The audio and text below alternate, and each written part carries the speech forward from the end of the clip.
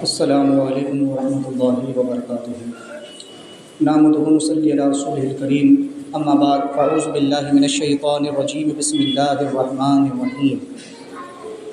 سبحان الذی اسری بعبدہ لیلا من المسجد الحرام الی المسجد الاقصی الذی بارکنا حولہ لنریہ من آیاتنا انہ هو السمیع البصیر۔ وفی مقام آخر ان اللہ اشتری من المؤمنین انفسهم واموالهم بان لهم الجنہ۔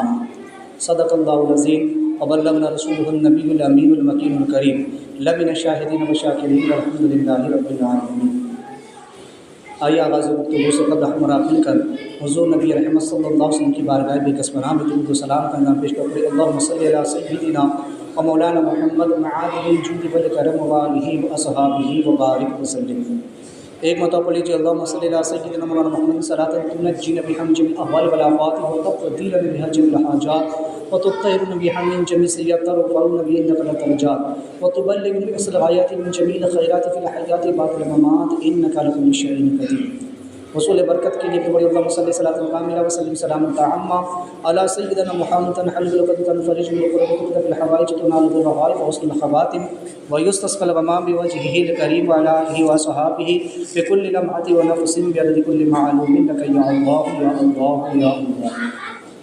کلام الامام امام الکلام اشہ امام احمد ظفار بریلوی علیہ رحمۃ الرحمن فرماتے ہیں کہ وہ سرور کشور رسالت جو عرش پر جل وگر ہوئے تھے، نئے نرالے طرب کے ساماں عرب کے مہمان کے لیے تھے۔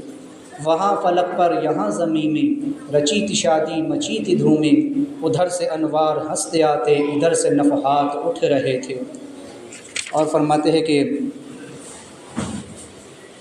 خوشی کے بادل امٹ کے آئے، دلوں کے طاؤس رنگ لائے، وہ نغمہ نعت کا سماتا حرم کو خود وجد آ رہے تھے۔ بچا جو ان کے طلبوں کا دھون، بنا وہ جنت کا رنگ و روغن، جنہوں نے پائی دولہا کی اترن، وہ پھول گلزار خود سکے تھے۔ نماز اقصیٰ میں تھا یہی سر عیا کہ ہو معنی اول آخر، کہ دست بستہ ہے پیچھے حاضر جو سلطنت آگے کر گئے تھے۔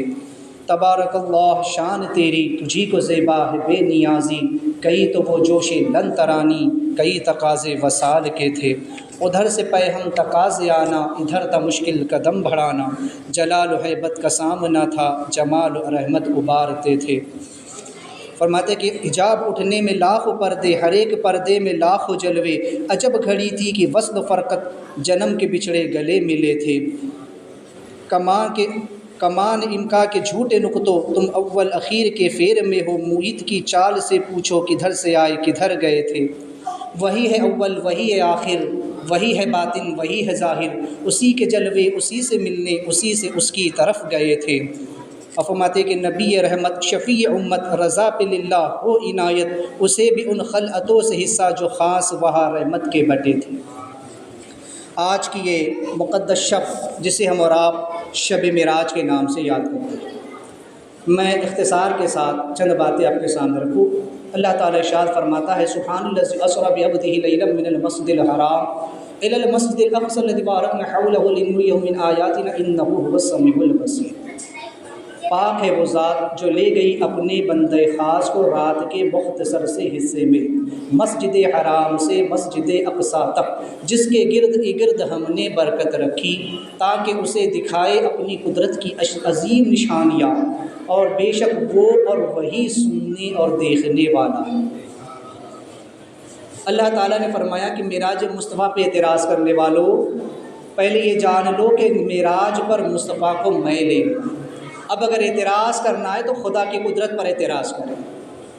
تو بتایا کہ لے جانے والی ذات خدا کی ہے، جانے والی ذات مصطفیٰ کی ہے۔ جو عمل ہوا وہ معراج ہے۔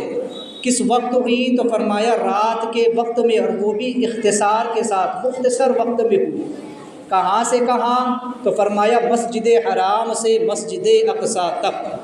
معراج کیوں ہوئی اس کی غرض و غایت اللہ نے خود بیان فرمائی کہ اس کی وجہ یہ ہے کہ لنریہ من آیاتنا، تاکہ انہیں دکھائے اپنی قدرت کی عظیم نشانیاں، انہ هو السمیع البصیر، اور بے شک وہ اور وہی سننے اور دیکھنے والا ہے۔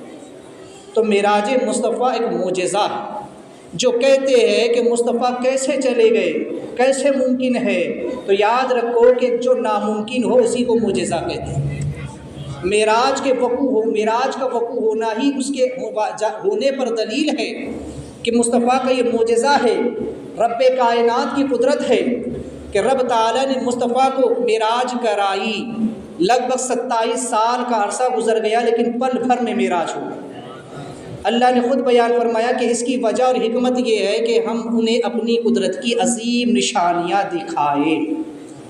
یوں تو معراج مصطفیٰ کی بہت ساری حکمتیں ہیں اور بہت ساری اس کی وجوہات ہے کہ اللہ نے حضور کو معراج کیوں کرائی۔ اگر اس سوال کے جواب کی طرف جائے تو بہت سارے اس کے جوابات اور اس کی حکمتیں ہیں۔ اللہ تعالیٰ نے خود بیان فرمائی کہ لِنُرِيَهُ مِنْ آیَاتِنَا، تاکہ انہیں قدرت کی عظیم نشانیاں دکھائے۔ اب کون کون سی نشانیاں اللہ نے دکھائی یہ تو اللہ جانے، اس کا محبوب جانے۔ دکھانے والا رب جانے اور دیکھنے والا محبوب جانے۔ بس اشارہ دے دیا گیا وَالنَّجْمِ إِذَا هَوَىٰ کے اندر کہ قسم ہے اس چمکتے تارے محمد کی جب معراج سے واپس ہوئے۔ ثُمَّ دَنَا فَتَدَلَّ فَكَانَ قَابَ قَوْسَيْنِ أَوْ أَدْنَىٰ، پھر اس جلوے اور اس محبوب کے درمیان ہاتھ بھر یا اس سے بھی کم کا فاصلہ رہا۔ فَأَوْحَىٰ إِلَىٰ عَبْدِهِ مَا أَوْحَىٰ، پھر وہی فرمائی اپنے بندے کو جو وہی فرمائی۔ تو غرض کہ اللہ تعالیٰ نے فرمایا کہ اس دن ہمارے محبوب نے ہم کو دیکھا عند سدرۃ المنتہا، سدرۃ المنتہا کے پاس جب کہ چھا رہا تھا، جب سدرہ پر چھا رہا تھا۔ تو غرض کہ معراج مصطفیٰ کی بے شمار حکمتیں ہیں۔ آج انہی حکمتوں میں سے صرف 2 حکمتیں میں آپ کے سامنے رکھوں، صرف 2 باتیں معراج مصطفیٰ سے کہ آخر مصطفیٰ کو معراج اللہ نے کیوں کرائی۔ تو جہاں اس کی بے شمار حکمتیں ہیں انہی میں سے 2 حکمتیں آپ سماعت کریں۔ اللہ تعالیٰ قرآن مجید میں ارشاد فرماتا ہے ان اللہ اشتری من المؤمنین انفسهم واموالهم بان لهم الجنہ، بے شک ہم نے مومنین کی جان اور مال کو خرید لیا جنت کے بدلے۔ ہم نے مومنین کی جان اور مال کو خرید لیا جنت کے بدلے۔ تو اب چونکہ سودا ہو چکا، سودا کرنے والا خدا، جن سے سودا ہو رہا ہے وہ امت مصطفیٰ، اور امت کے بھی مومنین سے سوال ہے، امت کے مومنین کا معاملہ ہے۔ اللہ نے عام بات نہیں فرمائی کہ تمام لوگوں سے، بلکہ خاص مومنین کا ذکر اللہ نے فرمایا ان اللہ اشتری من المؤمنین، اللہ نے مومنین کی جان اور مال کو خریدا ہے۔ کافر، مشرک، مرتد، منافق، بددین، بدعقیدہ، وہابی، دیوبندی سب اس سے خارج ہیں۔ جتنے بددین ہیں وہ سب اس سے خارج ہے، صرف اور صرف اہل سنت جماعت یا اہل ایمان جو ہے وہی اس کے اندر داخل ہے، جو ایمان والے جن کے عقیدے صحیح ہے، پر حق ہے۔ تو اللہ نے ان ایمان والوں کے بارے میں فرمایا کہ ہم نے ان کی جان اور ان کا مال، ان دونوں کو خرید لیا جنت کے بدلے۔ تو قیمت اللہ نے کیا لگائی؟ جنت، اور راس المال کیا ہے؟ مومن کی جان اور اس کا مال، ان 2 چیزوں کے بدلے جنت ہے۔ اور اللہ فرماتا ہے سودا میں کر رہا ہوں۔ سودا جن سے ہو رہا ہے وہ ایمان والے ہیں مصطفیٰ کے، اور جس چیز کا سودا ہو رہا ہے وہ جان اور مال ہے۔ اور جب سودا ہوتا ہے تو درمیان میں ایک وکیل ہوتا ہے، وکیل کے بغیر سودا نہیں ہوتا، وکیل کے بغیر سودا نہیں ہوتا۔ اللہ نے فرمایا سن لو، تمہارے اور میرے سودے کے درمیان وکیل مصطفیٰ ہے، اس سودے کے درمیان وکیل مصطفیٰ ہے۔ ہم نکاح کرتے ہیں، نکاح کے اندر لڑکی کی طرف سے وکیل ہوتا ہے۔ نکاح کیا ہے؟ عقد، عقد کے معنی ہوتے ہیں بئی، خرید و فروخت کرنا۔ عقد کا لغوی معنی کیا ہے؟ خرید و فروخت کرنا، کوئی چیز لینا اور بیچنا۔ عقد کو، شادی کو، نکاح کو اسی لیے عقد کہتے ہیں کہ اس میں لڑکی اپنا نفس مرد کو ہبہ کرتی ہے، اور بدلے میں مرد اس کو مہر اور نان و نفقہ دیتا ہے، مہر کی رقم دیتا ہے اور اس کے نان و نفقہ کا ذمہ اپنے سر لے لیتا ہے۔ تو اس طرح یہ سودا ہوتا ہے۔ اب سودا کون کرتا ہے؟ درمیان میں جو وکیل ہوتا ہے، وکیل یہ نکاح کرواتا ہے۔ اب آج کل تو ایک رسم چلی ہے ہندوستان کے اندر جو نکاح فضولی ہے، کس کو بھی وکیل بنا دیا، بولے فلاں کو پکڑ کے وکیل بنا دو۔ اب آج کل تو اتنا زیادہ ہو گیا کہ داڑھی منڈے کو، چکنے لوٹے کو، وہابی دیوبندی کو بھی وکیل اور گواہ بنا دیتے ہیں۔ یاد رکھے وکیل باشرہ ہو، اور وکیل کون ہوگا؟ لڑکی کا وکیل کون ہوگا؟ لڑکی کا وکیل اس کا اپنا باپ ہوگا، کیونکہ وکیل وہ ہوتا ہے جو کفیل ہو، کفیل کون ہوتا ہے؟ جس کی کفالت میں وہ لڑکی ہے، جس نے اس کی پرورش کی ہے، جو اس کا ذمہ دار ہے، جو اس کا مالک ہے، وہ اس کا نکاح کروائے گا، اس کو اختیار ہے۔ کسی کو بھی پکڑ کر وکیل مت بنا دو کہ تو وکیل بن جا، تو وکیل بن جا، جب تک لڑکی اجازت نہ دے۔ تو اصل وکیل باپ ہوتا ہے کہ باپ اپنی بیٹی کی جو ہے تو اجازت کے بغیر بھی اس کا نکاح کروا سکتا ہے۔ اگر باپ نہیں تو دادا کو اختیار ہے، اگر دادا نہیں ہے تب چچا تائی کو اختیار ہے۔ تو غرض کے بہرحال بتانے کا مقصد یہ ہے کہ نکاح میں جو وکیل ہوتا ہے اس کو اختیار ہوتا ہے کہ وہ نکاح کروائے، لڑکی کا نفس لڑکے کے لیے ہبہ کروا دے اور لڑکے سے مہر اور نان و نفقہ کا ذمہ لے، تو تب جا کے نکاح ہوتا ہے۔ تو نکاح میں کس طرح وکیل شرط ہے، اسی طرح ہر عقد کے درمیان وکیل شرط ہے۔ آج ہم پلاٹ خریدتے ہیں تو درمیان میں ایک آدھ وکیل کو رکھتے ہیں، آج ہم کوئی بھی چیز خریدتے ہیں، کوئی اہم معاملہ کرتے ہیں، بڑا سودا کرتے ہیں، درمیان میں وکیل کو رکھتے ہیں کہ وہ وکیل کی معرفت جو تو بھائی جس کے معرفت ہوتا ہے معاملہ اس کو وکیل کہتے ہیں۔ تو اللہ نے فرمایا کہ میں نے خریدا ہے اور مومنوں کی جان اور مال کو خریدا ہے، تو وکیل بنایا مصطفیٰ کو کیوں؟ اب مصطفیٰ ہی کو کیوں وکیل بنایا؟ تو میں نے کہا کہ لڑکی کا وکیل کون ہوگا؟ جو اس کا کفیل ہوگا۔ لڑکی کا وکیل کون ہوگا؟ جو اس کا کفیل ہوگا، جس کے ذمے وہ لڑکی ہے، جو اس کا مالک ہے، جس کو اس پر پورا اختیار ہے۔ باپ کو بیٹی پر پورا اختیار، باپ بیٹی کا مالک ہے، اس لیے وہی وکیل ہو سکتا ہے۔ اب اللہ تعالیٰ قرآن میں ارشاد فرماتا ہے النبی اولیٰ بالمؤمنین انفسہم، نبی مومنوں کی جان کا مالک ہے۔ اللہ نے فرمایا النبی اولیٰ بالمؤمنین انفسہم، نبی مومنوں کی جان کا مالک ہے۔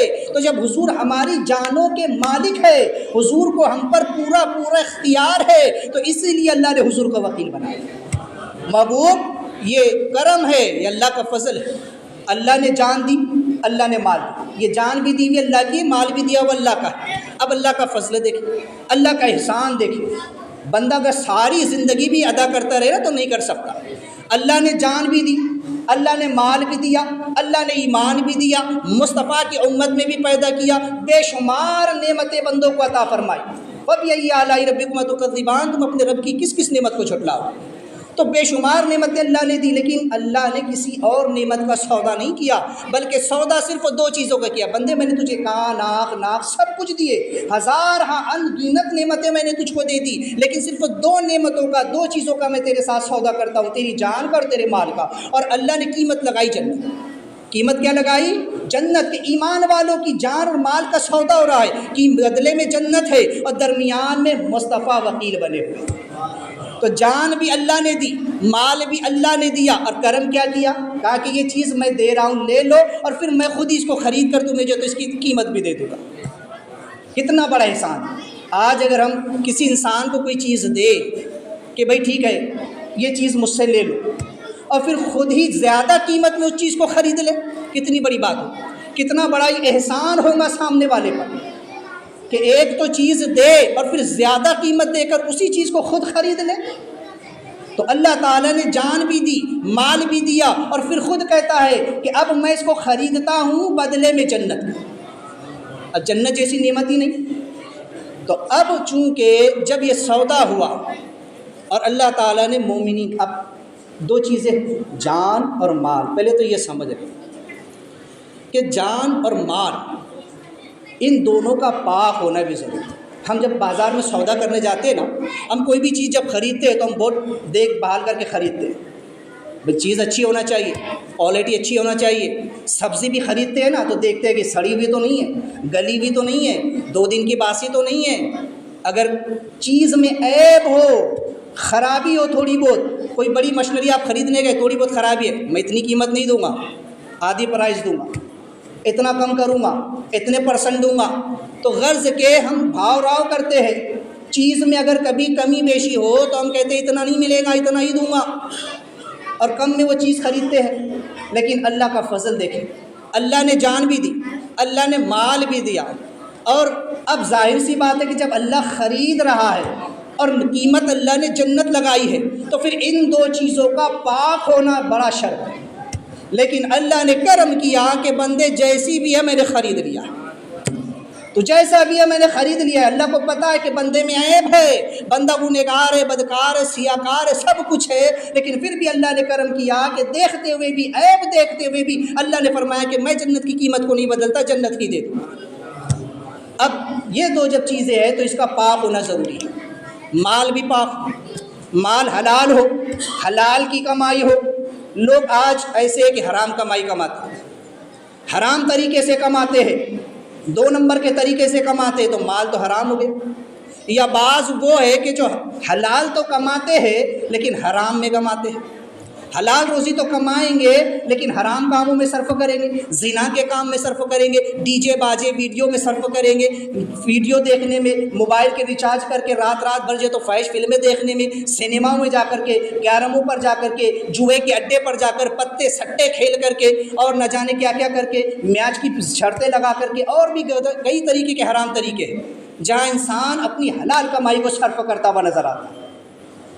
تو کمائی حلال ہے، مال تو حلال ہے، لیکن اسے حرام طریقے پر صرف کر رہا ہے، خرچ کر رہا ہے، یا کما حرام طریقے سے رہا ہے، اور پھر اب آ گیا لے کر کے زکوٰۃ، اب آ گیا اللہ کی مسجد میں دینے کے لیے، اب آیا دین کی راہ میں دے، تو اللہ اسے مال کو قبول نہیں کرتا جو حرام ہے۔ اللہ حلال مال کو قبول کرتا ہے، اللہ پاکیزہ چیزوں کو قبول فرماتا ہے۔ تو ایک تو بندوں نے اپنا مال بھی حرام کر لیا، اب رہا سوال جان کا، تو اللہ نے فرمایا بندے جب تک یہ جان تیرے جسم میں ہے شریعت کے احکام تجھ پر لاگو۔ اب تجھے نماز بھی پڑھنی ہے، روزہ بھی رکھنا ہے، زکوٰۃ بھی دینی ہے، حج بھی کرنا ہے، اور گناہوں سے بھی بچنا ہے، لیکن ہم نے کیا کیا اس کے بالکل الٹ کر دیا، نہ نماز پڑھتے ہیں، نہ روزہ، نہ زکوٰۃ، نہ حج، نہ صدقہ، نہ خیرات، بلکہ گناہ پہ گناہ کیے جا رہے ہیں۔ تو گناہ کر کے ہم نے اپنی جانوں پر ظلم کر لیا ہے، اپنی جانوں کو گندا کر لیا ہے، اپنے جسموں کو گندا کر لیا ہے۔ آج ہماری سوچ گندی ہو چکی ہے، آج ہماری دل گندے ہو چکے ہیں، ہمارے دماغ میں نجاست بھری ہوئی ہے، آج ہمارے جسم گندے ہو چکے ہیں، ہماری روح گندی ہو چکی ہے۔ تو یہ جان اور مال جس کا سودا اللہ نے کیا تھا، ہم نے دونوں کو گندا کر کے رکھ لیا۔ لیکن اللہ کا کرم ہے کہ فرماتا ہے کہ ٹھیک ہے، پھر بھی میں راستے بتا دوں، میں اسے خرید لوں گا۔ کیسے خریدا اللہ تعالیٰ نے؟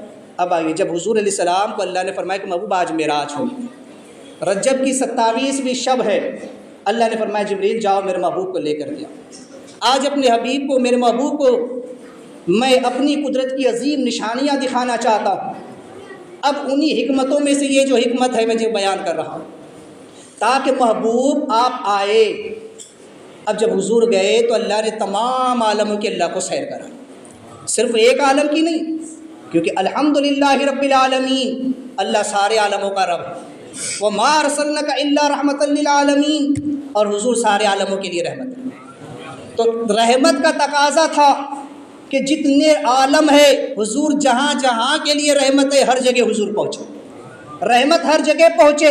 تو حضور کو اللہ نے شب معراج تمام عالموں کی سیر کرائی، اور پھر حضور کو جنت کی بھی سیر کرائی اور جہنم میں دکھائی۔ کیوں دکھائی؟ تاکہ محبوب یہ جو سودا ہو رہا ہے نا جنت کے بدلے، تو محبوب امتی آپ کے ہیں، ان کی جانوں کے مالک آپ ہیں۔ ہم جب رشتہ کرتے ہیں نا تو بیٹی والا بھی دیکھنے جاتا ہے، بھئی لڑکے کا گھر بار کیسا ہے، لڑکا کماتا دھماتا کیا ہے، لڑکا کرتا کیا ہے۔ لڑکے والے بھی تحقیق کرتے لڑکی کے بارے میں، لیکن لڑکی والے زیادہ کرتے کہ بھئی دیکھنا ہے کیونکہ بیٹی دے رہے ہیں، تو لڑکی کی کمائی کیا ہے، ذریعہ کیا ہے، نوکری پر ہے، دھندا کرتا ہے، کیا کرتا ہے، کیسے کماتا ہے، گھر بار کیسے، سب کچھ دیکھا جاتا ہے نا، بیٹی دے رہا ہے نا، تو سب کچھ دیکھتا ہے۔ اللہ نے فرمایا محبوب آپ کے امتیوں کی جان و مال کا سودا ہو رہا ہے اور بدلے میں جنت ہے، تو جان و مال تو آپ نے اپنے امتیوں کی دیکھ رکھی ہے۔ محبوب ہم نے تو آپ کو علم عطا فرمایا ہے اور وہ نور فراست عطا فرمایا ہے کہ آپ ہر ایک کے احوال کو دیکھتے ہیں، ہر ایک کے اعمال کو دیکھتے ہیں، اور جب آپ اپنی قبر انور میں پہنچیں گے تو حدیث پاک ہے کہ آقا علیہ السلام فرماتے ہیں کہ تمہارے اعمال میری قبر میں پیش ہوتے رہتے ہیں۔ تو ہمارے اعمال اللہ کے رسول صلی اللہ علیہ وسلم کی بارگاہ میں پیش ہوتے ہیں۔ حضور ہماری جانوں کو بھی دیکھ رہے، حضور ہمارے مالوں کو دیکھ رہے، حضور ہمارے اعمالوں کو دیکھ رہے، حضور سے ہمارا کچھ بھی چھپا ہوا نہیں ہے۔ اللہ نے فرمایا محبوب امتیوں کی تو ساری خبر اب آپ کو ہے، امتیوں کی جان کی بھی خبر ہے، مال کی بھی خبر ہے۔ اب جس چیز کا سودا ہو رہا ہے، میں نے جو قیمت لگائی ہے، آج آ کر جنت بھی دیکھ لیجیے، آج آ کر قیمت بھی دیکھ لیجئے کہ جنت میں نے کیسی بنائی ہے مومنین کے لیے، آپ کے امتیوں کے لیے میں نے جنت کیسی تیار کر رکھی ہے۔ محبوب سودا ہو رہا ہے تو لہٰذا دونوں چیزیں دیکھ لیجئے، امتیوں کا مال بھی دیکھ لیجئے، راس المال بھی دیکھ لیجئے، اور آ کر قیمت بھی دیکھ لیجئے۔ اب حضور کو اللہ نے اس لیے بلایا، معراج کرائی، تاکہ آج آ کر کے آپ قیمت دیکھ لیں جنت کی کہ جنت کیسی ہے۔ اب جب حضور پہنچے تو رب نے پوچھا کہ محبوب یہ جو سودا ہو رہا ہے نا آپ کے امتیوں کی جان و مال کا، بدلے میں نے قیمت رکھی ہے جنت کی، تو اب محبوب بیانہ کیا لے کر کے آئے ہو؟ بدلے میں کیا لے کر کے آئے ہو؟ آج ہم کوئی چیز خریدتے ہیں تو بیانہ دیتے ہیں۔ رب نے پوچھا محبوب کیا لے کر کے آئے ہو؟ تو اللہ کے رسول صلی اللہ علیہ وسلم نے بڑی عاجزی کے ساتھ عرض کی، التحیات للہ والصلوات والطیبات، اے اللہ میں اپنی بدنی عبادت، اپنی مالی عبادت، اپنی قولی عبادت، اپنی فعلی عبادت، تمام عبادتیں لے کر کے تیری بارگاہ میں آئی۔ اے اللہ میں جو رات رات بھر مصلی پر کھڑے رہتا ہوں اور میرے پیروں میں ورم آ جاتا ہے، سوج جاتے ہیں میرے پیر، پھٹ کر کے خون نکل پڑتا ہے، میں کوئی شکایت نہیں کرتا، مولا ایسی نماز لے کر کے آیا ہوں تیری بارگاہ۔ مولا جیسی تیری آج تک کسی نے حمد و ثنا نہیں کی، جن ناموں سے آج تک تجھے کسی نے نہیں پکارا، ان ناموں سے میں تیرا ذکر کرتا ہوں، وہ ذکر تیری بارگاہ میں لے کر کے آیا ہوں۔ مولا میں دین کی خاطر میں نے جو تکلیفیں اٹھائی ہے، میں طائف کے میدان میں گیا، لوگوں نے مجھے پتھر مارے، میرے سر کا خون میرے پیر میں آ کر کے جمع ہو گیا، میں نے کوئی شکایت نہیں کی، مولا وہ نیکی لے کر کے آیا ہوں۔ مولا تمام زندگی کی اپنی عبادتیں، اپنی سب کچھ لے کر کے آیا ہوں، مولا میری عبادتیں لے لے، یہ بیانہ میں پیش کرتا ہوں، بدلے میں میری امت کا معاملہ میرے حوالے کر، میری ساری عبادت لے لے اور میرے امتیوں کا معاملہ میرے حوالے فرما دے، یہ میں بیانہ لے کر کے۔ اللہ نے فرمایا محبوب امت سے اتنا پیار ہے، امت سے اتنی محبت ہے، تو اللہ نے فرمایا السلام علیکہ ایھا النبی، اے نبی آپ پر سلام، اے نبی آپ پر سلام۔ جب اللہ نے حضور پر سلام بھیجا تو حضور کو امت کا خیال آ گیا، فرمایا کہ مولا آج کی مقدس شب تو مجھ پر سلام بھیجتا ہے، تو مجھ پر سلام فرماتا ہے، تو مولا صرف میں ہی کیوں، السلام علینا عباد اللہ الصالحین۔ حضور نے فرمایا کہ اللہ تیرے نیک اور محبوب بندوں پر بھی سلام، السلام علیک عباد اللہ الصالحین، اے اللہ تیرے نیک بندوں پر بھی سلام ہو۔ اب یہاں دو سوال پیدا ہو گئے۔ پہلا سوال یہ کہ اللہ تو حضور کے امتیوں کا سودا کر رہا ہے جان و مال کا، اور حضور کہہ رہے کہ اللہ تیرے بندوں پر سلام ہو۔ حضور نے یہ کیوں نہیں کہا کہ اللہ میری امت پر بھی سلام ہو، میرے امتیوں پر سلام ہو؟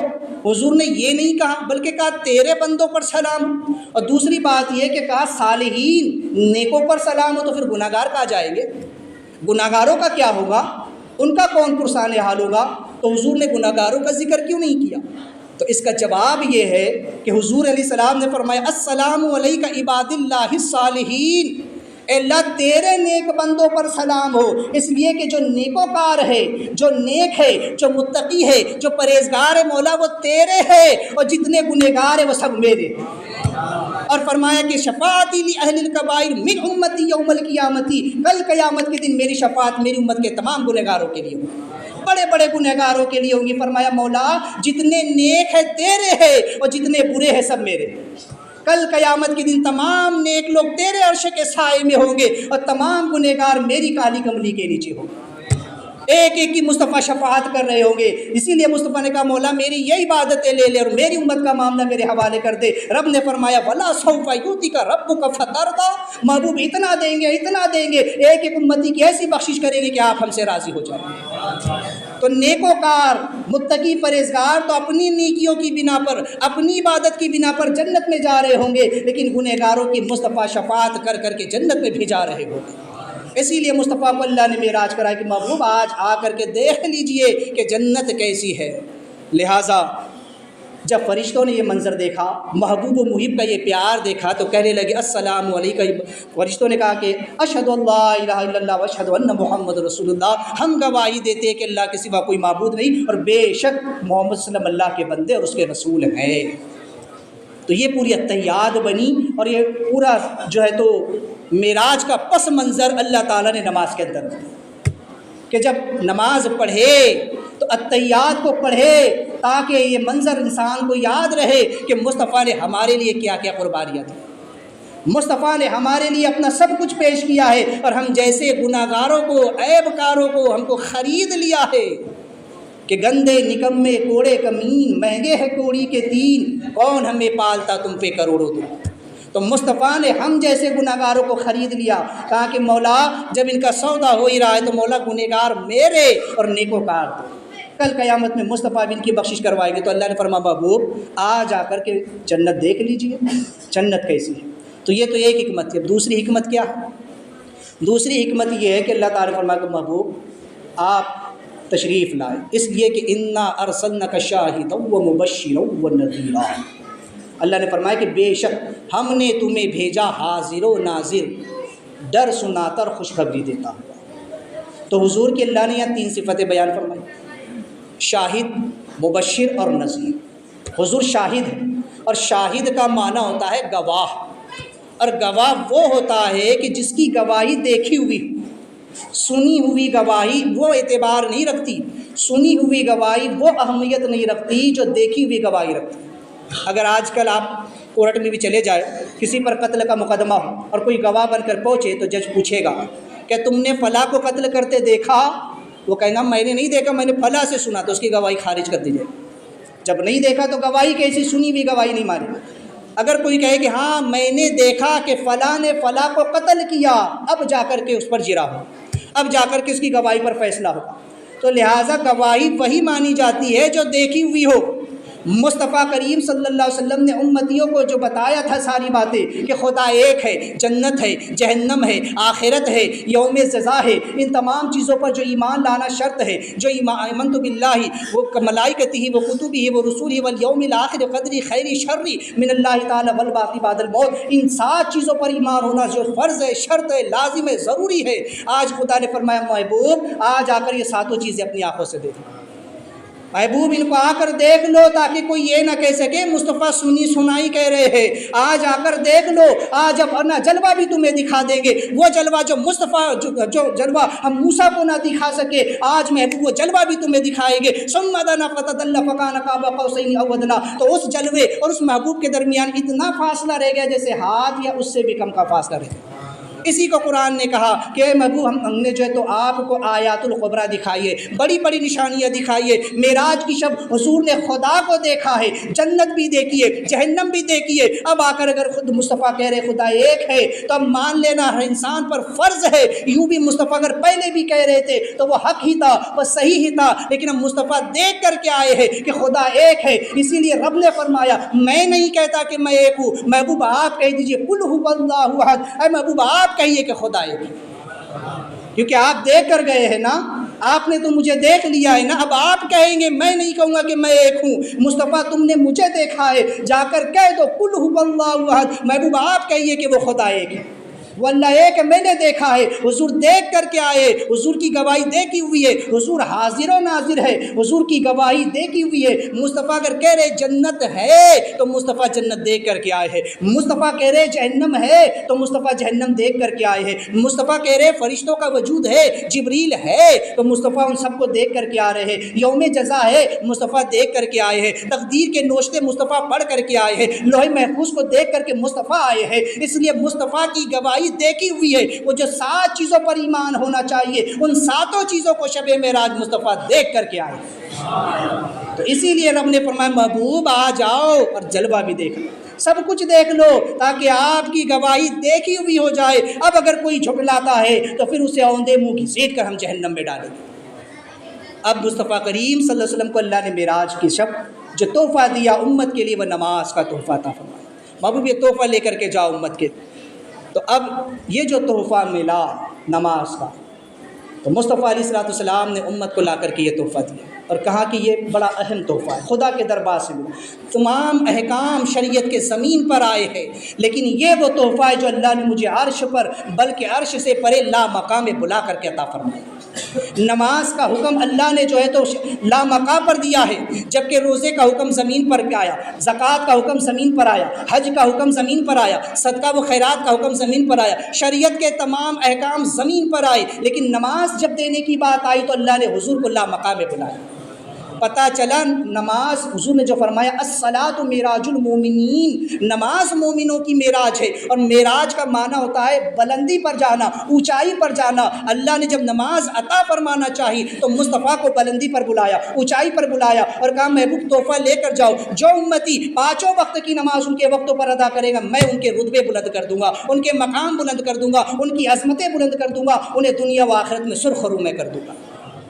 تو مصطفیٰ دیکھ کر کے آئے، مصطفیٰ کی گواہی دیکھی ہوئی ہے، مصطفیٰ جنت دیکھ کر کے آئے، مصطفیٰ جنت کے احوال دیکھ کر کے آئے، جنت کی زمین دیکھ کر کے آئے، جنت کے معاملات دیکھ کر کے آئے، جنت کی نہریں دیکھ کر کے آئے، کوثر و سلسبیل دیکھ کر کے آئے ہیں، شراب طہور دیکھ کر کے آئے ہیں، جنت کے پھل دیکھ کر کے آئے ہیں، جنت کی آب و ہوا کو دیکھ کر کے آئے ہیں۔ مصطفیٰ جنت میں اپنے امتیوں کے مقامات اور ان کے مرتبوں کو دیکھ کر کے آئے ہیں۔ یہی وجہ ہے کہ مصطفیٰ زمین پر آتے ہیں تو کہتے ہیں بلال کو قریب کر کے بلا کے پوچھتے ہیں، اے بلال کون سا نیک عمل کرتے ہو؟ میں نے جنت میں تمہارے قدموں کی آہٹ سنی، میں نے جنت میں تمہارے قدموں کی آہٹ سنی۔ کہا کہ یا رسول اللہ میں جب بھی وضو کرتا ہوں 2 رکعت نماز تحیۃ الوضو پڑھ لیتا ہوں۔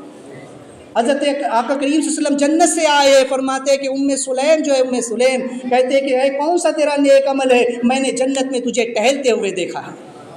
یہ میرے آقا علیہ السلام ہے، جنت میں ابو بکر کا محل دیکھ کر کے آئے، جنت میں حضرت عمر فاروق کا محل دیکھ کر کے آئے، عثمان غنی کا مقام دیکھ کر کے آئے، مولا علی کا محل دیکھ کر کے آ رہے، ایک ایک امتی کے احوال مصطفیٰ جنت میں دیکھ کر کے آ رہے ہیں، اور آ کر کے خبر دے رہے ہیں کہ اگر نماز پڑھو گے تو جنت میں یہ مقام ملے گا، روزہ رکھو گے تو یہ مقام ملے گا، زکوٰۃ دو گے تو یہ مقام جنت میں ملے گا۔ جنت کے 8 طبقے ہیں، کون کس طبقے میں جائے گا، کون سی نیکی تمہیں جنت کے کس بلند مقام پر لے کر جائے گی، مصطفیٰ ایک ایک کی خبر دے رہے ہیں۔ اور اس جنت کے ساتھ اللہ نے جہنم بھی دکھائی۔ کیوں؟ 3 شان اللہ نے بیان کی، شاہد، مبشر اور نذیر۔ شاہد کا معنی ہے گواہ، حاضر و ناظر، تاکہ محبوب آپ گواہی دے سکے کہ اللہ ایک ہے، جنت ہے، جہنم ہے، سب کچھ ہے۔ اور آپ کو مبشر بھی بنایا تاکہ آپ لوگوں کو خوشخبریاں سنائیں کہ اگر نیک عمل کرو گے تو جنت میں یہ مقام ملے گا، اگر نماز پڑھو گے تو یہ، تو ہر نیکی کی جزا جنت میں کیا ہے اللہ نے حضور کو دکھا دی کہ جا کر امت کو بشارت دو، امت کو خوشخبری سناؤ کہ یہ نیک عمل پر یہ ثواب ہے۔ اور اللہ نے حضور کو نذیر بنایا۔ نذیر کا معنی ہوتا ہے ڈرانے والا، تاکہ محبوب جہنم بھی دیکھ لیجئے، تاکہ جا کر امتیوں کو بتانا کہ اگر گناہ کرو گے تو جہنم کے کس طبقے میں جا پڑو گے، گناہ کرو گے تو جہنم میں کیسے کیسے عذابات پر اللہ نے تیار کر کے، جھوٹ بولنے والے، اپنی باتوں سے مکرنے والے، اب غلط باتیں بیان کرنے والوں کی آگ سے، جو آگ کی قینچی سے زبانیں کاٹی جائے گی، کسی کے کان میں سیسا پگھلا کر ڈالا جائے گا، کسی کی آنکھ میں آگ کی سلائیاں پھیری جائے گی، کسی کو آگ کی جوتی پہنائی جائے گی تو اس کا دماغ کھولنے لگے گا، کسی کی شرمگاہ سے آگ داخل کی جائے گی جو اس کے منہ سے نکل رہی ہوگی، کسی کو جہنمیوں کا پیپ پلایا جائے گا، کسی کو توہر نامی پتھر کھلایا جائے گا، کسی کو کانٹے دار جھاڑیاں کھلائی جائے گی، سود کھانے والے کو شراب پلائی جائے گی، کسی کو سور کا گوشت دیا جائے گا، کسی کے سامنے حلال و حرام ہوگا لیکن وہ حلال کو چھوڑ کر حرام کھائے گا۔ تو محبوب بتا دینا یہ ساری سزائیں کن کن کو نہ ہوگی۔ زنا کی سزا کیا ہے، چوری کی سزا کیا ہے، حرام خوری کی سزا کیا ہے، سود کی سزا کیا ہے، پتے سٹے کھیلنے کی سزا کیا ہے، ہر گناہ کی سزا کیا ہے، نماز چھوڑنے کی سزا کیا ہے، زکوٰۃ نہ دینے کی سزا کیا ہے، زکوٰۃ کھا جانے والوں کی سزا کیا ہے، جو لوگ اپنی خود کی زکوٰۃ کھا جاتے ہیں، جو جھوٹے چندے کر کے دوسروں کی زکوٰۃ کھا جاتے ہیں، ایسوں کی سزا کیا ہے، محبوب جا کر کے امت کو بتاتے ہیں۔ تو جہنم بھی دکھائی تاکہ محبوب بتا دینا کہ جنت و جہنم کے حالات بھی کیا، تاکہ امت ڈرے اور گناہ نہ کرے اور نیکی کرے تاکہ جنت میں جائے۔ تو اللہ تبارک و تعالیٰ نے اپنے محبوب کو یہ معراج اس لیے بھی کیا تاکہ آج آپ یہ سب کچھ دیکھ کر کے جائے اور امتیوں کو آگاہ کرے، بتائے کہ یہ سب کیا ہے۔ لیکن آج سب کچھ سننے کے بعد بھی ہمارے حال یہ ہو چکے ہیں، ہمارے معاملات یہ ہو چکے ہیں کہ بس ہمارے کانوں پر جوں نہیں رہی۔ کئی مرتبہ سن چکے ہیں گناہوں کی سزا کیا ہے اور نیکیوں کی جزا کیا ہے، لیکن پھر بھی ہم عمل کرنے کو تیار نہیں۔ ہم سمجھتے ہیں کہ صرف انہی راتوں میں ہم نے عبادت کر لی، بس خدا کو راضی کر لینا۔ جیسے نماز آج فرض ہے ایسے ہی ہر روز نماز فرض ہے۔ صرف آج کی رات کی نماز فرض نہیں ہے بلکہ دن بھر میں 5 وقت کی نمازیں ہر مسلمان پر فرض ہے۔ اللہ نے ایمان والوں کا سودا کیا ہے جان و مال کا، اس لیے اب لازم ہے ایمان والے پر کہ یہ نمازیں پڑھ کر اپنی جان اور مال دونوں کو پاک و صاف رکھے۔ نہ جانے کب رب سے ملاقات ہو جائے، اپنی جان بھی پاک رکھو اور اپنا مال بھی پاک رکھو، نہ جانے کب موت آ جائے، کب خدا سے ملاقات ہو جائے۔ پھر رب اگر پوچھے گا کہ بندے میں نے تو سودا کیا تھا لیکن تو ایب دار مار لے کر کے آیا، تیرے مال میں عیب ہے، کھوٹ ہے، تیرے مال میں خرابی ہے، یہ سڑا ہوا ہے، تو کیا جواب دو؟ اس لیے آج وقت ہے توبہ کرے ہر انسان اپنے گناہوں سے، اور آج کی اس شب کو اپنے لیے جو ہے تو خیر و عافیت والی بنائے، کہ ہم سب جو ہے تو وہ کام کرے، وہ نیک کام کرے کہ اللہ اور اس کا رسول ہم سے راضی ہو جائے۔ نمازوں کو ترک نہ کر۔ یہ رات ہمیں بار بار یہی پیغام دیتی ہے، یہ معراج ہمیں یہی پیغام دیتی ہے کہ خدا تبارک و تعالیٰ کی بندگی کے لیے ہم پیدا کیے گئے، نمازوں کو نہ چھوڑیں۔ تو لہٰذا دوران گفتگو اگر کوئی غلطی ہوئی ہو تو اس سے میں توبہ کرتا ہوں، استغفر اللہ ربی من کل ذنب و اتوب الیہ، لا الہ الا اللہ محمد رسول اللہ۔